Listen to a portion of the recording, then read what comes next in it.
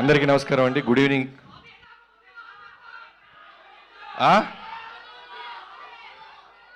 ఒకటి చెప్పండి. అంటే ఇందాక హీరోయిన్ ఎక్కితే అమ్మాయి ఎవరెక్కినా ఐ లవ్ యూ అన్నారు, మాకేదో అరుస్తున్నారు. అది తక్కువ మాట్లాడతాను, ఎక్కువ అరిస్తే కన్ఫ్యూజ్ ఉన్నది పోద్ది. ఫ్యాన్స్ అందరికీ, మాస్ మహారాజ్ గారి ఫ్యాన్స్ అందరికీ నమస్కారం. నాకు ఎప్పుడు రవితేజ గారిది ఏ ఈవెంట్ ఉన్నా పిలిచినా పిలవపోయినా నాకే వచ్చేయాలనిపిస్తుంది. ఎందుకంటే 2014 మీ అందరికి గుర్తుందో లేదో, ఇవాళకి నేను ఎన్ని సినిమాలు తీసినా, ఎన్ని బ్లాక్ బస్టర్లు తీసినా, ఆ ప్రోమో అన్నా నీలాంటి ఒకడు ఉండాలి ఇండస్ట్రీకి, ఎంతోమంది ట్రైన్లోకి వచ్చిన అసిస్టెంట్ డైరెక్టర్ చేసే ఒక వీసా మీరని చెప్పాను. అలా ఇవాళ రోజున ఎంతోమంది డైరెక్టర్లు మేము ఏ సినిమాలు చేసినా నువ్వు పెట్టిన భిక్షే అన్న, మీరు అవునన్నా కాదన్నా, వీ లవ్ యూ ఆల్వేస్. నేనింతేలో డైలాగ్ ఉంటుంది, సక్సెస్ వచ్చినా ఫ్లాప్ వచ్చినా సినిమా సినిమా సినిమా అని. అది డైలాగ్ కాదు, ఆయన వ్యక్తిత్వం. సక్సెస్ వచ్చినా షూట్లోనే ఉంటారు, ఫెయిల్యూర్ వచ్చినా మళ్ళీ షూట్లోనే ఉంటారు. హానెస్టీగా డైరెక్టర్ ఏది చెప్తే అది చేసుకుంటూ వెళ్తున్న మాస్ మహారాజ్ గారికి త్వరలోనే చేస్తాను తమ్ముళ్ళు, త్వరలోనే చేస్తాను. గ్యాప్ లేకుండా దూసుకుంటూ వెళ్ళిపోతున్నారు ఆయన. ఏదో ఒక గ్యాప్లో అప్లికేషన్ పెట్టి వచ్చేస్తాను. సో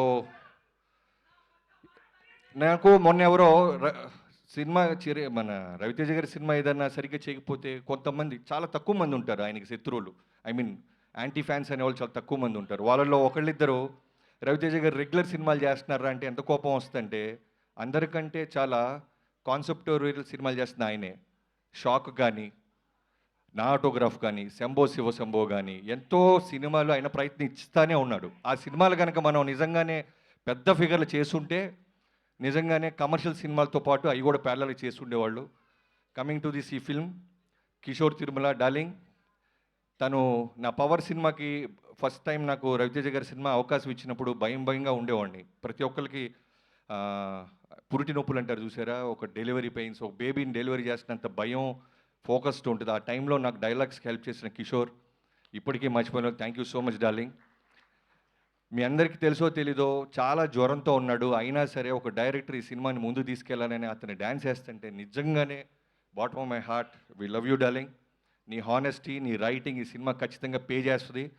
అన్నిటికంటే ముందు ఈ సినిమా క్వశ్చన్ పేపర్ నాకు ఒకటి లీక్ అయ్యింది. జనరల్గా ఒక ఆ వ్యక్తి పేరు ఇప్పుడు చెప్పను, బ్లాక్ బస్టర్ అయిన తర్వాత చెప్తాను. మీ అందరికీ తెలిసిన వ్యక్తే.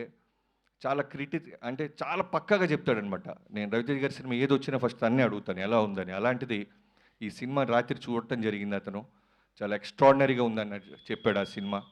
ఖచ్చితంగా ఈ సినిమా బ్లాక్ బస్టర్ అంటానని ఇదే బెస్ట్ ఎగ్జాంపుల్. చాలా కాన్ఫిడెంట్గా చెప్తాను ఈ సినిమా బ్లాక్ బస్టర్ అవుద్ది. పూర్ణంగా లోడింగ్ చేద్దాం. So coming to the heroines, ఇద్దరు అమ్మాయిలు చాలా బాగా చేశారు, ఆషికా గారు అండ్ డింపుల్ గారు. సంక్రాంతికి మీరు కూడా ఒక బ్లాక్ బస్టర్ని టేస్ట్ చూడబోతున్నారు. And coming to all the actors, మిగతా వాళ్ళందరికీ, సీనుకి, తారక్ పొన్నప్ప గారికి అందరికీ. అండ్ టెక్నీషియన్స్ గురించి వస్తే మూరెళ్ళ గారు, నేను మూరెళ్ళ అన్న ప్రసాద్ అన్న అంటుంటున్న వెంకీ మామకి చేశారు. ఈ సినిమా ముందు ఒకే మాట చెప్పాడు, రవితేజ గారిని అన్ని సినిమాల్లోకి అందంగా చూపించబోతున్నాను తమ్ముడని. అది రిఫ్లెక్ట్ అవుతుందన్న. అండ్ ఆర్ట్ డైరెక్టర్ ప్రకాష్ గారికి, ప్రకాష్ గారు సంక్రాంతికి ఎన్ని సినిమాలు ఉన్నాయి మన లిస్ట్లో, మీది భీమ్స్కి. So I wish you all the best Bheems. ఒక పక్క చిరంజీవి గారి సినిమా పాటలు బ్లాక్ బస్టర్ అయినాయి, అలానే ఈ సినిమాలో పాటలన్నీ బ్లాక్ బస్టర్ అవుతున్నాయి. ఎప్పుడో నేను మణి శర్మ గారిని చూసేవాళ్ళం, ఒకే సీజన్లో ఒకే సంక్రాంతికి ఒక మ్యూజిక్ డైరెక్టర్కి ఇన్ని సినిమాలు రావటం, తర్వాత నిన్నే చూస్తున్నాను. I wish you all the best. And Sudhakar గారు సింపుల్గా మాట చెప్పేసి వెళ్ళిపోయారు. మీకు సింపుల్గా ఫ్యాన్స్ బ్లాక్ బస్టర్ సింపుల్గా రిటర్న్ ఇస్తారు. I wish you all the best. ఎవరైనా మర్చిపోతే క్షమించండి. Thank you so much.